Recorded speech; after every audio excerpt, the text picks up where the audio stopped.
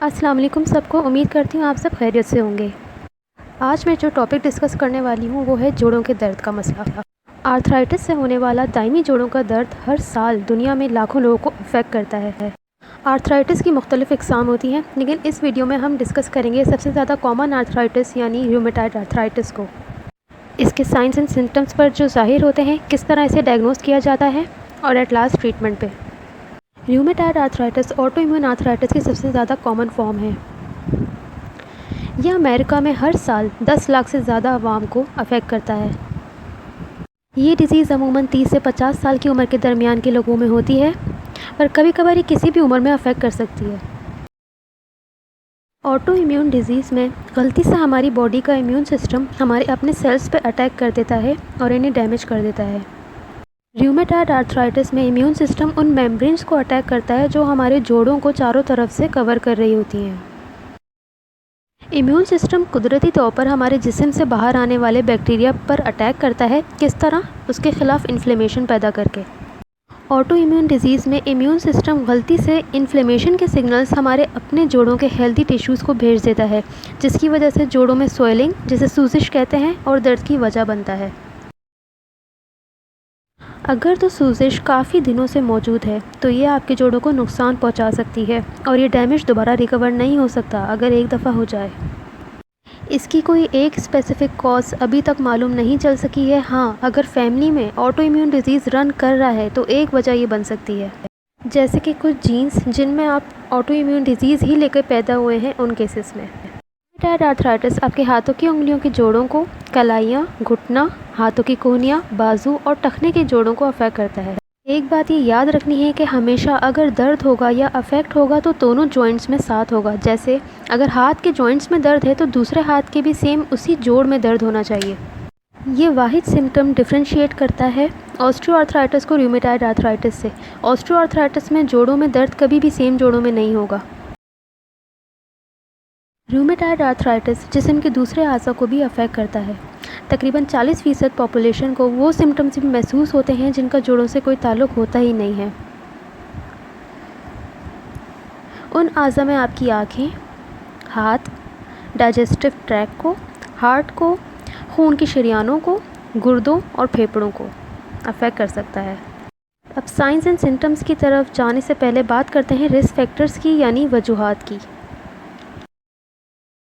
Rheumatoid arthritis का सबसे highest risk factor as का है, जो 60 साल या उससे ज़्यादा है, और ये ख़वातीन को ज़्यादा अफेक्ट करता है। और अगर जीन्स में रन कर रहा है, इसके अलावा मोटापा या फिर स्मोकिंग का इस्तेमाल, या इवन आपके पेरेंट्स ने बचपन में सिगरेट का इस्तेमाल किया हो या स्मोकिंग का इस्तेमाल किया हो।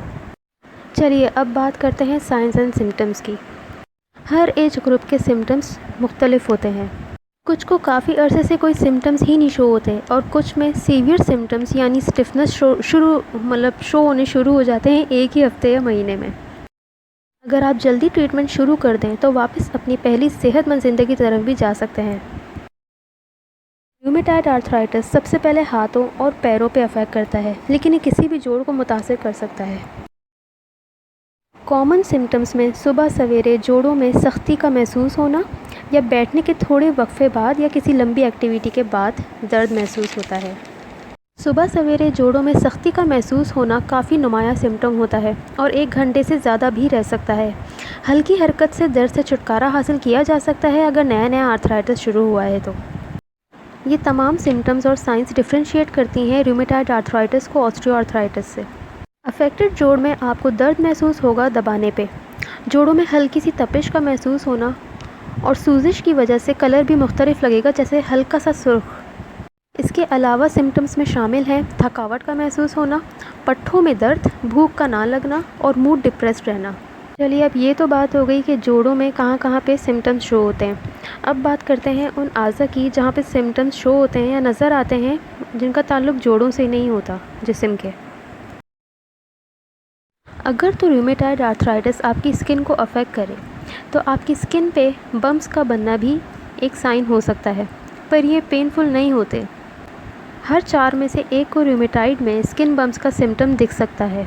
ये आमतौर पर आपकी कोहनी, लेकिन कभी कभार हाथों की बाहर की साइड पे या पैर के पिछले हिस्से पे भी नुमायाँ हो सकता है। रूमेटॉयड आर्थराइटिस आपके फेफड़ों को भी अफेक्ट कर सकता है, जिसमें सीने में दर्द जो वक्त के साथ साथ ख़राब होता चला जाता है। लंग प्रॉब्लम सबसे ज़्यादा कॉमन सिम्टम होते हैं रूमेटॉयड आर्थराइटिस में। इसमें कम काम करने पे सांस का मुश्किल से आना। इसी तरह आप बात करते हैं दिल की, ये दिल के पट्टों की लाइनिंग में सूजिश कर सकता है। सिम्टम ज़ाहिर नहीं होते शुरू में, लेकिन बाद में आपको सांस लेने में दुश्वारी हो सकती है या सीने में किसी चुभन का एहसास हो सकता है। ये हार्ट फेलियर का रिस्क भी बन सकता है आगे जाके, या सीरियस कंडीशंस जैसे स्ट्रोक हो गई। हमने तमाम साइन एंड सिम्टम्स को डिस्कस कर लिया है, अब चलते हैं इसकी ट्रीटमेंट की तरफ। अब हम डिस्कस करेंगे कैसे अपने डेली ज़ाहिर होने वाले सिम्टम्स को मैनेज कर सकते हैं। रूमेटॉयड आर्थराइटिस काफ़ी सालों से लोगों में रन कर रहा है और पुरानी टेक्निक्स के ज़रिए इनको ट्रीट किया जाता था, लेकिन साइड इफ़ेक्ट सीरियस होते थे उसके। इसी तरह पहले एक जर्मन केमिस्ट ने एस्पिरिन का इस्तेमाल आम किया इसको ट्रीट करने के लिए, लेकिन एस्पिरिन को लंबे अरसे तक लेने से सीरियस साइड इफ़ेक्ट सामने आए, जैसे खून का ना जमने का अमल और मैदे का अल्सर वगैरह। ये सारे साइड इफ़ेक्ट्स शुरू हो गए थे आना। सबसे पहली ड्रग्स जो कॉमनली इस्तेमाल की जाती हैं उनमें शामिल हैं एनसेड्स, यानी non steroidal anti inflammatory drugs. इनमें शामिल हैं डिक्लोफेनेक, आइब्यूप्रोफेन, नेप्रॉक्सिन और इंडोमिथासिन वगैरह। जैसे कि इनके नाम से ही पता लगता है कि ये एंटी इन्फ्लेमेटरी दवाइयाँ हैं, यानी ये सूजिश को कम करने में मदद करती हैं। या फिर स्वेलिंग जो जोड़ों में हो जाती है, ये दर्द और जोड़ों की सख्ती को कम करती है और लॉन्ग टर्म डैमेज को भी रोकती है। अब दूसरी कैटेगरी आती है स्टेरॉइड्स की। ये तब दी जाती हैं जब एनसेड्स से दर्द में कमी नहीं आती या आपको एडवांस्ड रूमेटॉयड आर्थराइटिस है, यानी सीवियर टाइप का, जिसे हम टाइप 3 कहते हैं। स्टेरॉइड्स जोड़ों के दर्द और सूजिश को भी ख़त्म करती हैं। ये जोड़ों की डैमेज के अमल को स्लो कर देती हैं, लेकिन कंप्लीट क्योर नहीं कर सकती।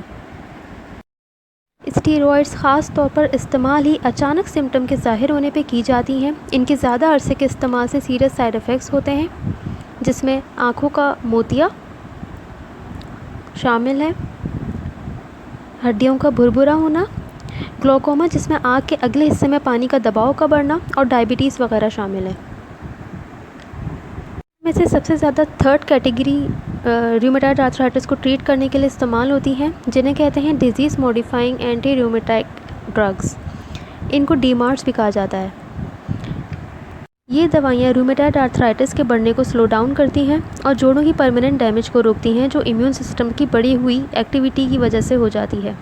अगर इनको बिल्कुल शुरू में ही इस्तेमाल करेंगे तो ये काफ़ी इफ़ेक्टिव रहती हैं, लेकिन ये कम से कम 4 से 6 महीने लेती हैं अपना पूरा एक्शन दिखाने के लिए। कुछ लोग मुख्तलिफ इक़साम की दवाइयाँ इस्तेमाल करते हैं ताकि उनमें से बेस्ट सेलेक्ट कर सकें अपनी कंडीशन के हिसाब से। अब बात करते हैं सबसे ज़्यादा कॉमन डीमार्ट्स की जो इस्तेमाल की जाती हैं। उनमें शामिल हैं मीथोट्रेक्सेट, सल्फासेलाज़िन, मिनोसाइक्लिन वगैरह शामिल हैं इन ड्रग्स में। साइड इफ़ेक्ट्स लोगों के हिसाब से मुख्तलिफ मिल सकते हैं, जिनमें जिगर का डैमेज होना, बोन मैरो सप्रेशन जिनमें ब्लड सेल्स का ना बनना, और फेफड़ों का इन्फेक्शन। क्योंकि इन दवाइयों को लाइफ टाइम लिया जाता है, इसलिए इनके साइड इफ़ेक्ट्स भी ज़ाहिर हो सकते हैं। एक दफ़ा रूमेटॉयड आर्थराइटिस ने अपने इम्यून सिस्टम को वीक कर दिया है या उसकी एक्टिविटी को कम कर दिया है, तो आपको लाइफ टाइम के लिए टैबलेट्स लेना पड़ जाती हैं। तो बेहतर यही रहता है कि अपने इम्यून सिस्टम को स्ट्रॉन्ग बनाएं। किस तरह विटामिन सी का इंटेक आप इंक्रीज़ कर सकते हैं, इससे आपका इम्यून सिस्टम भी बेहतरी आएगी और आप बच जाएंगे कि आपको ये डिज़ीज़ अटैक ही ना करें, क्योंकि एक दफ़ा अटैक कर दी तो आप फिर लाइफ टाइम टैबलेट्स पर आ जाएंगे। तो हमने अब तमाम ड्रग्स देख ली जो इस कंडीशन के लिए ली जाती हैं लाइफ टाइम।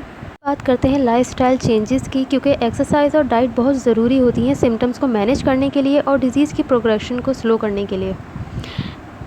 एक्सरसाइज से जोड़ों के दर्द और सख्ती में काफ़ी कमी होती है। वो लोग जो रोज़ाना एक्सरसाइज करते हैं कम दर्द की शिकायत के साथ आते हैं, बनिस्बत उनके जो बिल्कुल भी नहीं करते। एक्सरसाइज करने से जोड़ों का फंक्शन, उनकी फ्लेक्सिबिलिटी, चलने फिरने में बेहतरी वाक़ई हो सकती है। एक्सरसाइज हल्की फुल्की करनी ज़रूरी है, ज़्यादा एक्स्ट्रा मूवमेंट नहीं करें जो डैमेज को फर्दर डैमेज ना कर दे। रोज़ाना अपने चलने फिरने की मूवमेंट को लाजमी बनाएं। हल्का फुल्का चलें, लेकिन चलें ज़रूर। ज़्यादा एक्सेसिव चलना नहीं है कि इसमें जोड़ों में आपको ज़्यादा ज़ोर पड़े जिस चीज़ से। इस वीडियो को अपने फ्रेंड्स और फैमिली के साथ भी शेयर करें ताकि वो लोग भी इससे बेनिफिट हासिल कर सकें। ओके, अल्लाह हाफ़िज़।